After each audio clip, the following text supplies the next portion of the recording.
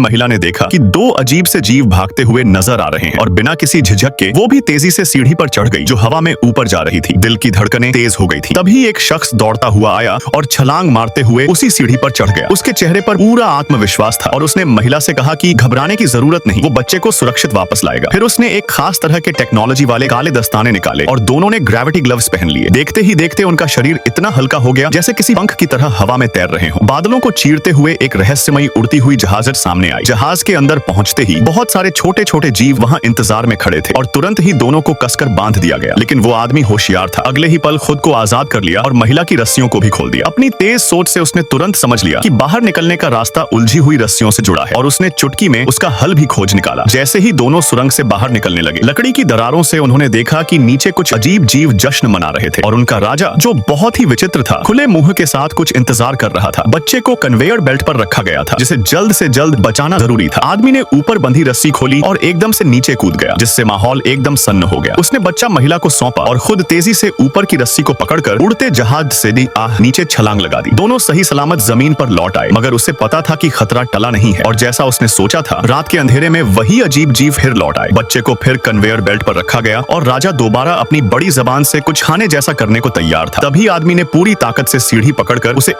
आखिरी पल में तोड़ दिया और छत से छलांग लगाई। उड़ती जहाज का संतुलन बिगड़ा और वो गिरते गिरते एक झटके में गायब हो गई। सारे जीव भी उसी के साथ खत्म हो गए। बच्चा झूले में लहराता हुआ नीचे गिरा, जिसे वो आदमी अपने खुले बाजुओं में प्यार से थाम लेता है।